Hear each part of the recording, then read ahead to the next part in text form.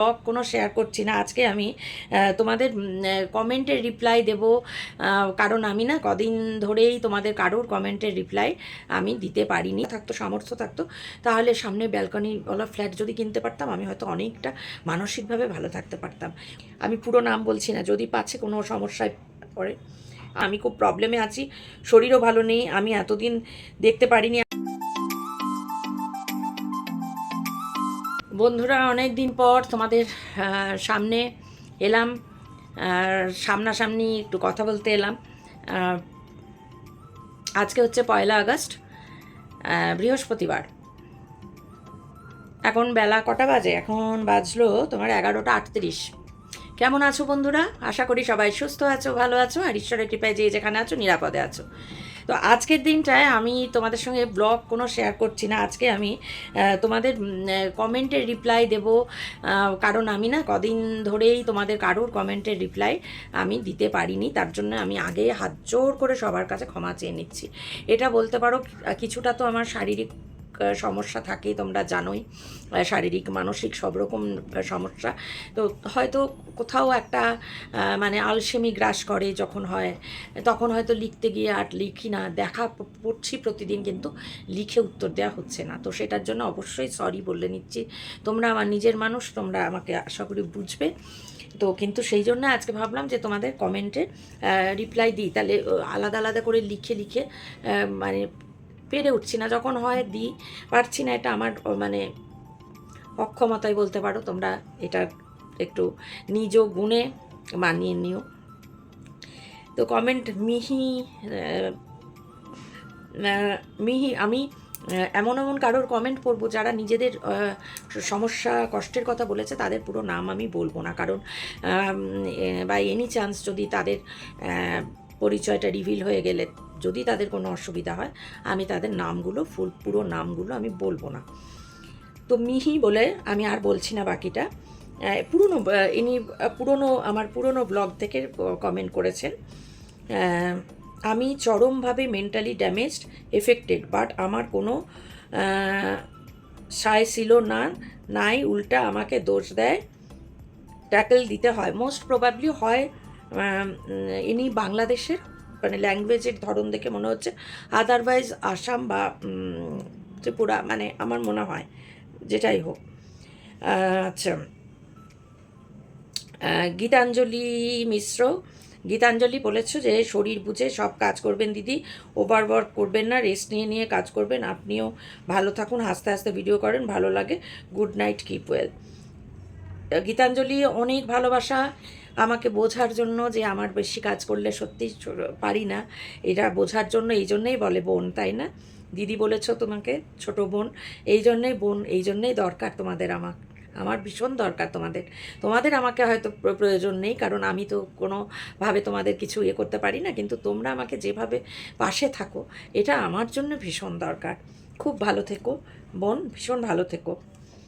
আচ্ছা, মধুমিতা সরকার একটু অন্যরকম কমেন্টস করেন। তো যাই হোক, করেন, উনি অনেক ম্যাচিওর মানুষ একজন, বোঝা যায়। তো উনি বলছেন, মানুষজন ভিউয়ার্সরা সাজেশন দেয়, পরে ভাবলাম এসব সাজেশন তেমন গ্রহণযোগ্য নয়। আপনার ফ্ল্যাট আপনি বিক্রি করে ব্যালকনিওয়ালা ফ্ল্যাট কিনবেন কিনা সেটা আপনাদের সম্পূর্ণ ব্যক্তিগত পারিবারিক বিষয়। আপনার মেয়ে আপনার কাছাকাছি নিদেন, কলকাতায় পোস্টিং নিলে আপনার একটু ভালো লাগতো, আপনি যেতে পারতেন সময় বিশেষে। খুব ডিমোরালাইজ হয়ে তো বাঁচা সম্ভব নয়। একদম ঠিক বলেছেন মধুমিতা, যে আমার সত্যি যদি ক্ষমতা থাকতো, সামর্থ্য থাকতো, তাহলে সামনে ব্যালকনিওয়ালা ফ্ল্যাট যদি কিনতে পারতাম আমি হয়তো অনেকটা মানসিকভাবে ভালো থাকতে পারতাম। খোলা আকাশ, একটুখানি সামনে বসে বাতাস, হ্যাঁ, বসে একটু চা খাওয়া ব্যালকনিতে, মানে এটা আমার বহু জন্মের স্বাদ, শখ ছিল, পূরণ হয়নি এবং অদূর ভবিষ্যতেও পূরণ হবে না। তো সেটা হলে ভালো হতো, ঠিকই বলেছেন। আর মেয়ের পক্ষেও কলকাতায় বোধহয় সেরকমভাবে আসা সম্ভব নয়। তো ডিমোরালাইজ হয়ে বাঁচা সম্ভব নয়, তবুও বাঁচছি তো। দেখতেই তো পাচ্ছেন যে প্রত্যেকটা দিন চলছি এভাবেই, ডিমোরালাইজ হই, আবার কোথাও আপনারা মোটিভেট করেন বলে আবার উঠে দাঁড়াই। এভাবেই চলছি, এভাবেই চলতে হবে। অনিতা পাল অনেক কাজ করেন, খুব ভালো লাগে। Thank you Anita. কাজ একটু করতে হচ্ছে, চাপ পড়ছে একটু, কিন্তু কি করব বলো, উপায় নেই। মিহি আবারও আমি সব বই, সব পিক্স, সব কালেকশন, সব স্মৃতির জিনিস আগে অ্যান্ড রিসেন্টলি সব সার্টিফিকেট, সব পেপার ওয়ার্কস, সব রান্নার বই, সব লেখা রেসিপি, সব মুহূর্ত, সব ত্যাগ, সব ফেলসি। খুব কষ্ট হচ্ছে বাট শেষ ডি এন্ড, মানে বুঝতেই পারলে সব নষ্ট করে দিয়েছেন স্মৃতি। আমি পুরো নাম বলছি না, যদি পাচ্ছে কোনো সমস্যায় পড়ে। আবারও মিহি কমেন্ট, বাপ নামক লোক যে ছিল সে সৈত্য আমার জেন লোভ বিয়া ইটসেট্রা না হয়, আমার লাভ বিয়া মানে লাভ ম্যারেজ না হয়, ইটসেট্রা না হয়, কোনো ফ্রেন্ড রিলেটিভ থাকুক তাও সইতো না, কখনো ভাবেই ভাবে নেই আমার লাইফ হবে বাই লাগবে, কখনো না রাদার বুঝি শুনি জঘন্য জায়গাতে বিয়া বা শেষ। আচ্ছা, যেটুকু বুঝতে পারলাম জেনে শুনেই বাবা জঘন্য একটা পরিবেশে বিয়ে দিয়েছেন, এনিমির চাইতেও জঘন্য, মানে এনিমির চাইতেও জঘন্য। ও অচেনা লোকজন অন্য ছেলে মেয়েদের ভালো, তাদের ক্ষতি চায় না, উপকার করতে না পারলে ইগনোর করে, বাট এইভাবে শেষ। মানে বাবা কন্ট্রোল করতেন, হ্যাঁ, কোনো রকমভাবে কোনো আইডেন্টি নেই, এনিমির থেকে শত্রু, এর থেকে শত্রুর থেকেও খারাপ আর কি বলছেন, কেউ নেই তার সাথে জঘন্য এমন করা। আচ্ছা, এনার মানে যদি বাংলাদেশের ভাষাও হয়, এটা আমি কিন্তু সবগুলো খুব একটা বুঝতে পারছি না, কারণ একটু টাফ কোনো জায়গার, আমার মোস্ট প্রবলি অহমিয়ার হতে পারে ল্যাঙ্গুয়েজ, হ্যাঁ যাই হোক। আচ্ছা, রুনা সরকার বলছে নেগেটিভ কথা বলো না, নেগেটিভ ভেবো না, সব ভালো হবে, আমাদের পজিটিভ চিন্তা আমাদের জীবনের পজিটিভিটি আনে, বি পজিটিভ, ভালো থেকো। আমি বলেছিলাম হাঁড়িতে ক্লিপ লাগিয়ে ফ্যান ঝরাতে, ক্লিপ লাগিয়ে ফ্যান ঝরানোর একটা শর্ট ভিডিও আমি করেছি, তোমার কথা ভেবেই ভালো থেকো, আনন্দ থেকো।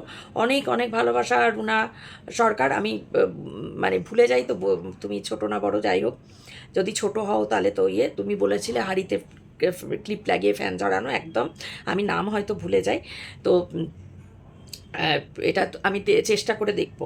আচ্ছা, তোমাদের সঙ্গে এই কথোপকথনটা যদি বড় হয়ে যায় তাহলে হয়তো দুটো পার্টে দিতে হতে পারে, হ্যাঁ বলে নিলাম। সঞ্চিতা চক্রবর্তী, সঞ্চিতার কাছে আগেই বলে নিই, আগের দিন যাদের নাম বলেছিলাম তার মধ্যে সঞ্চিতার নাম বলতে ভুল হয়ে গেছিলো। সঞ্চিতা, ক্যামেলিয়া, রুমা চৌধুরীর নাম করেছিলাম, অবশ্য রুমা চৌধুরী ভুলে গেছে, দেবিকা ভট্টাচার্য, এদের নামগুলো মিস হয়ে গেছে হয়তো, সরি। সঞ্চিতার প্রত্যেক দিন করে। তো সঞ্চিতা বলছে তোমার নাইটিগুলো ভীষণ সুন্দর অ্যান্ড ব্রাইট, বড়া ভাজা খেতে অসাধারণ লাগে, কিন্তু তোমার তো কষ্ট হলো এতগুলো বড়া ভাজলে।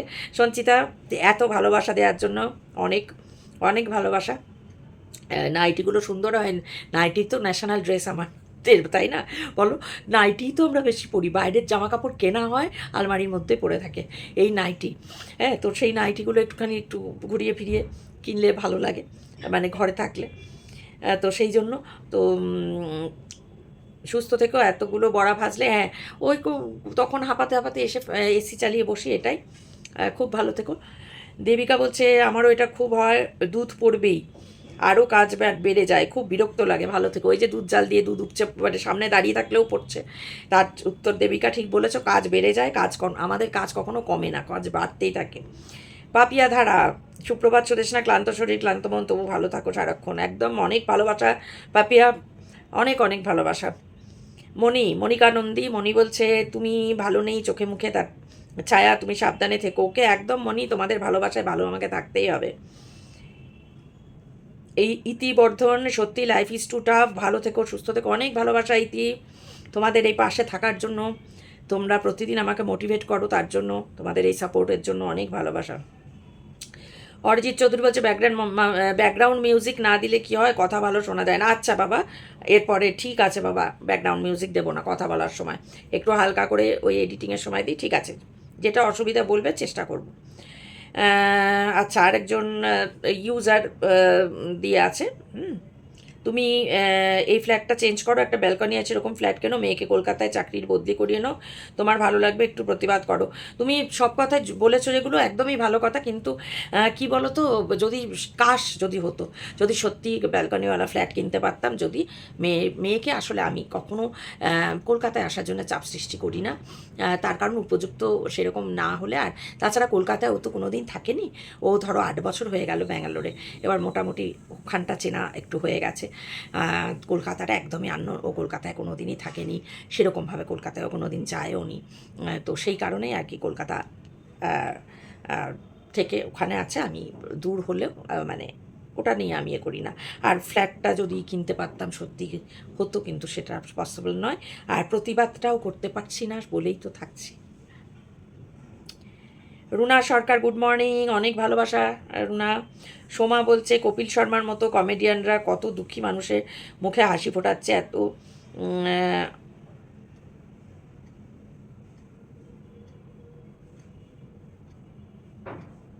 হ্যাঁ হ্যাঁ, এত হাসির আর এগুলো খুব বুদ্ধি না থাকলে ক্রিয়েট করা যায় না, একদমই তাই। সোমা আবারও বলছে ভালো আছো তো, আমারও শরীরটা ভালো নেই, তাই আসতে দেরি হলো। সোমা কেমন আছো? আমি লাইভও করতে পারছি না শরীরের কারণে, কোথাও বা মনের কারণে, সেই ভেতর থেকে সেই লাইভ করার যে একটা উৎসাহ লাগে, তো বেশি কথা বলবো, গল্প করব, আমার লাইভে তো গল্প হয় জানো, তো সেটা পাচ্ছি না বলে।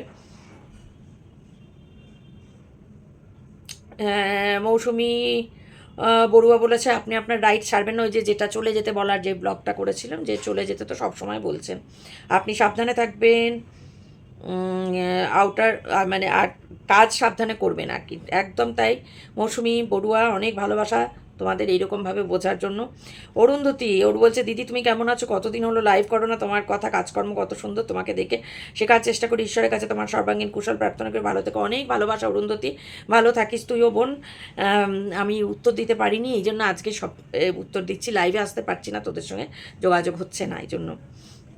শম্পা গোস্বামী বলছে বন্ধু আমরা আছি তোমার জন্য, তাই তোমারও হ্যাপি সানডে, আমি 2 দিন পর দেখলাম তো তাই একটু দেরিতে মেসেজ পাঠালাম। অনেক ভালোবাসা শম্পা, অনেক ভালোবাসা, তোমরা আছো বলেই তো আমি আছি, তা না হলে আমি কোথায়, তোমরা না থাকলে আমি সত্যিই থাকতাম না। সীমা গুড মর্নিং জানিয়েছো, অনেক ভালোবাসা সীমা। পাপিয়াও গুড মর্নিং, এগুলো পুরনো আর কি, মানে আমি অনেক দিনের জমাগুলো বলছি। আরেকজন এস রয়, আমি নাম বলছি না, যেহেতু সে বলেছে জানো সুদেশ না আমি খুব প্রবলেমে আছি, শরীরও ভালো নেই, আমি এতদিন দেখতে পারিনি, আজকে দেখলাম, দেখে যা বুঝলাম তোমার এইবার তোমার একটা ডিসিশন নেবার দরকার আছে, ভালো থেকো। অনেক ভালোবাসা। তোমার নামটা বললাম না, যে তুমি ভালো নেই কী কারণে আমি তো জানি না, যদি বাই চান্স কোনো সমস্যা হয় তাই। রুম্পা বোস লাভ জানিয়েছে রুম্পাদি, অনেক ভালোবাসা রুম্পাদি। ইতিবর্ধন বলছে দিদি জানো তো যার যত কষ্ট সেই বোঝে, বোঝে ভালো, ভালো থাকার চেষ্টা করো, সাবধানে থাকো। অনেক ভালোবাসা ইতি, অনেক ভালোবাসা। রেশমি মুন্সি গুড মর্নিং দিদি, তুমিও একটু ভালো কিছু করে খাও, সব খালি হাজব্যান্ডের জন্য কেন, তোমার শরীর তো একদম ভালো নেই। একদম রেশমি, আমাকে ভালোবাসার জন্য তোমরা রয়েছো, নিজের যত্ন আর নিজে করা হয় না, তবুও চেষ্টা করি, আগে যেমন খেতাম না, সকালবেলায় ব্রেকফাস্ট স্কিপ করতাম, তো এখন খাচ্ছি, কিন্তু ওই যে একটু নিজের বডি ওয়েটটা কন্ট্রোল করার জন্য, কিন্তু কোনো কিছুতেই কিছু হচ্ছে না, যে সমস্যাটা হচ্ছে আমার সেটা ঠিক হচ্ছে না। সুস্মিতা রায় বলছে একদম ঘর থেকে যাবেন না আপনি, একদম ঘর থেকে যাবেন না, বারবার দুবারই বলেছে, যেটা রিসেন্ট যে ব্লগটা দিয়েছিলাম।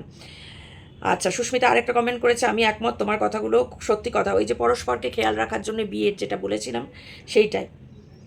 আচ্ছা, পুরনো ব্লগের যেটা আমার দুঃখের কথা বলেছিলাম, আমার বউ ভাতের দুঃখের কথা, তার জন্য তাফিউর তাফিউরা হান্নান বোধহয়, তাফিউরা হান্নান বলছে আপনার কথাগুলো খুবই হৃদয় বিদারক, এইরকম নিষ্ঠুর ও বদরাগী লোকের সাথে বসবাস করে এসেছেন একজন শিক্ষিত মেয়ে হয়ে, বউ ভাতের দিনে প্রথম দিনই আপনার সাথে যে অমানবিক আচরণ করা হয়েছে, তখনও আপনার সিদ্ধান্ত নেওয়া উচিত ছিল, শুধুমাত্র বাবা মায়ের মান সম্মানের কথা ভেবে নিজের জীবনটাকে শুধু নষ্টই করেননি, তার সাথে আপনার আপনজনদেরও কষ্ট দিয়েছেন, বিশেষ করে আপনার মেয়েটি সারাটি জীবন বাবা মায়ের সুখ দেখার জন্য অপেক্ষা করে গেছে, বিনিময়ে সে শুধু দুঃখ পেয়ে গেছে, ভবিষ্যতে সে নিজেও হয়তো বিয়ে করতে ভয় পাবে, যাক আপনার জন্য আমার আন্তরিক শুভেচ্ছা রইল, মহান সৃষ্টিকর্তা আপনার চলার পথে সহায় থাকুন, আপনার জীবনকে সুখে শান্তিতে ভরিয়ে তুলুন। অনেক ধন্যবাদ। তফিউর হান্নান বোন, তোমাকে অনেক ধন্যবাদ। তুমি আমাকে যে বুঝেছো, তুমি একদম ঠিক বলেছো। আমার প্রোটেস্ট করে যাওয়া উচিত ছিল, যেটা করতে পারিনি।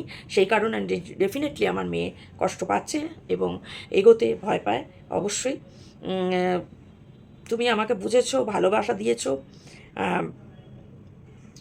অনেক ভালোবাসা, অনেক ভালোবাসা। খুব ভালো থেকো। এই যে পরস্পরকে দেখার কথা বলেছি, সেখানে সুস্মিতা রায় বলেছে হ্যাঁ গো, সবাই সব বুঝবে না। কথাটা একদম ঠিক বলেছেন। কিছু মানুষ সে জীবন, কিছু কাছের মানুষের জীবন এই সমস্ত বাড়ির লোকেরা নষ্ট করে দেয়, একদম তাই। মৌসুমী সিনহা বলছে সুদেশনা, তোমাকে বেশ রোগা লাগছে, মনে হচ্ছে তোমার শরীরের জন্য তুমি নিজের সাবধানতা রেখো, নিজের অধিকারগুলো বুঝো, আর অবশ্যই তার সাথে মেয়ের ঈশ্বর তোমার সহায়ন। অনেক ভালোবাসা মৌসুমী, অনেক ভালোবাসা। তোমরা পাশে আছো তো, ঈশ্বর তো সহায় হবেন। তোমরা সবসময় আমার জন্য ভালোবাসা দিচ্ছ, ঈশ্বর নিশ্চয়ই দেখবেন। মধুমিতা সরকার বলছেন সুদেশনা ম্যাম একজন স্কিজোফ্রেনিক হাজব্যান্ডের কাছ থেকে কি আর প্রত্যাশা করেন? হি ইজ আর্নিং স্টিল, এটুকুতেই সন্তুষ্ট থাকলে ভালো থাকবেন। মানসিক রোগীর সাথে ঘর করা বিড়ম্বনা, আমি জানি ওনাদের অনুমতি থাকে না।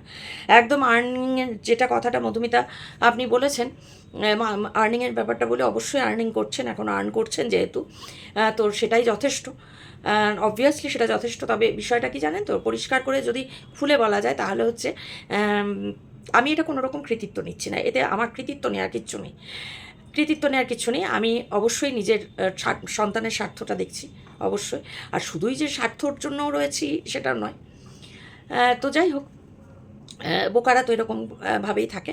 তো আমি যদি আজকে চলে যাই, যে উনি আর্নটা যে করছেন স্টিল, এটাই যথেষ্ট আপনি বললেন, হ্যাঁ অবশ্যই যথেষ্ট। কিন্তু আমি যদি আজকে পাশে না থাকতাম না, তো আজকের ডেটে না, বহু বছর আগের থেকেই ওনার চাকরিটা কন্টিনিউ করা কোনো মতেই সম্ভব হতো না।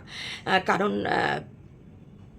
ঘুম থেকে তোলা, রেডি করে স্কুলে পাঠানো, আমি তো সবটা ক্যামেরার সামনে আনিন না। জামা কাপড় পরানো, স্নান করিয়ে দেওয়া, রোজ হয়তো স্নান করানো সম্ভব হয় না, রবিবারগুলোতে চেষ্টা করি, নেক্সট সানডে তো স্নান করানো, পুরো রেডি করানো, খাওয়ার দেওয়া, মেডিসিন দেওয়া এবং পাঠানো। গাড়ি যেটা, সেটাও কিন্তু না ভাবতে পারেন যে ওনার গাড়ি, উনি রোজগার করেন, উনি কিনেছেন ওনার পয়সায়, না, বিষয়টা নয়। ওনার টাকায় নয় গাড়ি, গাড়িটা আমার। হ্যাঁ, আমি আর্ন করি না, জানেন যেহেতু, আমার পরিবারের সবাই জানেন। আমি যেহেতু উত্তরাধিকার সূত্রে কিছু সম্পত্তি পেয়েছি, তো সেখান থেকেই গাড়িটা কেনা হয়, এবং মূলত ওনার জন্যই, মিস্টার চ্যাটার্জির জন্যই। কারণ উনি তার আগে যেতেন, ওনার চাকরিস্থল বেশ কিছুটা দূর বাড়ি থেকে, এবং একটা সময় উনি ট্রেকারে যেতেন খুব কষ্ট করে। তো তখনই 2009-এ যখন গাড়িটা কিনি, তখনই ওনার কথা ভেবেই কিনেছিলাম, যে ভবিষ্যতে ওনার সুবিধা হবে, উনি স্কুল যাওয়া আসা, তো সেই হিসেবেই কেনা। এবং উনি সেই জন্য রেগুলার যেতে পারছেন, যে সেটাও গাড়ি আছে বলে, ড্রাইভার রাখা ঠিক মতন প্রপার ইয়েতে, সেই জন্য যাচ্ছেন। ক্লাস করে যখন একটু ক্লান্ত হয়ে পড়েন, গরম লাগে, কষ্ট হয়, গাড়িতে এসে বসেন এসি চালিয়ে। তো এইগুলো ব্যবস্থাগুলো আমাকেই করতে হয়। এবার আমি যদি চলে যাই, গাড়িও গ্যারেজ বন্ধ হয়ে যাবে, ড্রাইভারও কে ডিল করবে, যে আসছে কিনা, ফোন করা, এ করা। আর সর্বোপরি ওনাকে কে দেখবে, কে মেডিসিন দেবে, কে সুস্থ রাখবে, চাকরিটুকু করবার মতন। তো আজকের মতো এইটুকুই হলো, এটা ফার্স্ট পার্ট। পরের উত্তরগুলো আবার পরে দেব। আজকে এইটুকু দিয়েই মানে করলাম, কারণ অলরেডি সময় হয়ে গেছে। তো তোমরা সবাই খুব ভালো থেকো, সুস্থ থেকো, আনন্দে থেকো, হাসিখুশি থেকো, আমার পাশে সাথে যেমন আছো সেভাবেই থেকো। যদি আমার কথা ভালো লাগে, আজকে এই সবার কমেন্টগুলো যেগুলো পড়লাম, এটা ফার্স্ট পার্ট, সেকেন্ড পার্ট আবার আসবে। অনেক কমেন্ট জমা হয়ে আছে, সেগুলো নিয়ে অনেক কথা বলবো। অনেক কষ্টের কথা জানিয়েছেন, সেগুলো নাম না জানিয়ে অবশ্যই সেগুলো বলবো, শেয়ার করবো সবার সঙ্গে। তো আবার আসছি, যদি ভালো লাগে লাইক কমেন্ট শেয়ার করো। আর নতুন বন্ধু যারা এখনও আমার পরিবারে আসোনি, চটপট চলে এসো আমার পরিবারে, খুব ভালো লাগবে আমার। তো ঠিক আছে বন্ধুরা, আজকের মতো গুড নাইট। দেখেছো, আর মাপ করে দিও, বলতে বলতে এমন হয়ে গেছে। এখন কি গুড নাইট? এখন কটা বাজলো? 12টা বাজেনি, এখনও 2-3 মিনিট বাকি। আমার রাত 12টায় বিয়ে হয়ে যাচ্ছে। তো আজকের মতো বিদায় নিচ্ছি। দেখেছো, আমার কোনো স্ক্রিপ্টেড থাকে না, কিন্তু আমি একদম কথোপকথন, তাই জন্যই ভুল কথোপকথন, মানে বলতে গেলে ভুল বলার চান্স থাকে। গুড নাইট বলে দিয়েছি ফ্লোয়ে। তো যাই হোক, বিদায় নিচ্ছি, ভালো থেকো সবাই। দেখা হচ্ছে আগামীকাল নতুন দিনে নতুন একটা ব্লগের সঙ্গে। ততক্ষণ সবাই ভালো থেকো, সুস্থ থেকো, নিরাপদে থেকো।